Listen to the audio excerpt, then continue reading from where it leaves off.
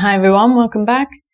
In this lecture, I'm going to show you how to reverse engineer your own writing process in order to teach a writing template. So it's going to be a bit similar to what we did in the last lecture, if you saw that. So what you're going to need to do is write either an essay or a review or a letter, whatever it is that you want to teach. You're going to have to write kind of a perfect example of that thing.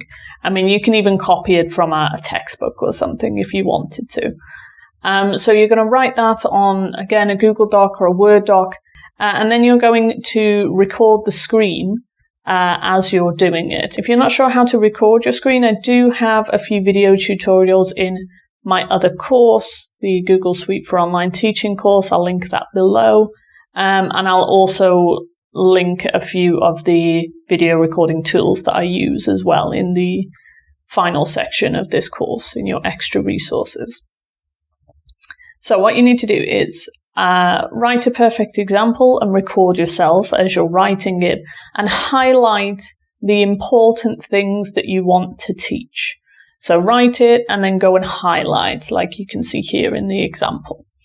And then when you're finished, again, go to Edpuzzle, and we're going to do the same as what we did in the last lecture. So you're going to add your content, upload video, drag it into there, wait for it to upload.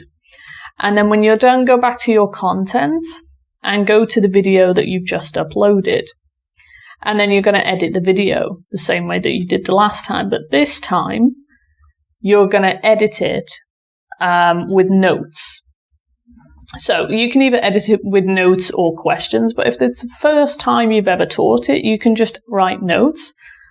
So if we click play here, you can see that I'm writing. And then if we go all the way to the end, you can see I've highlighted different things here. So I'm going to stop at the end of this highlight here. So here I'm teaching an essay to C1 learners. So this is my introduction to my essay, and you can see that I've highlighted the first line.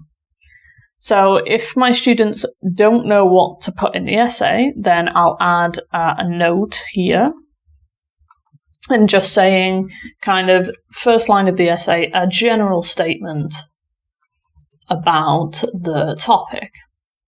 Okay. And hit save. If you've already taught them how to do this and they already kind of know what they're doing and you're just doing this to test them, then you can add a question instead.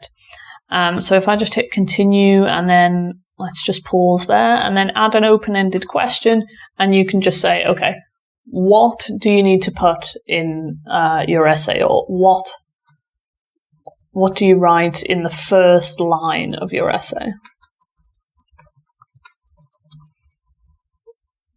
Okay, and then they have to think about it. Okay, right, I need a general statement about the topic.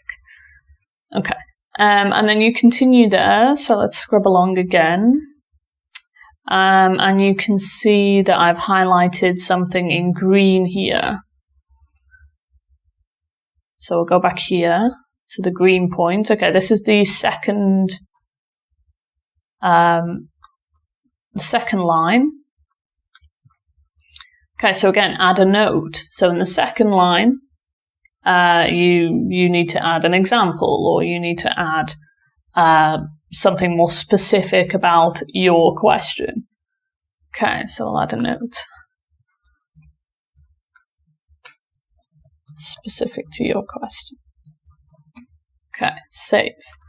And then we'll move on to the third line.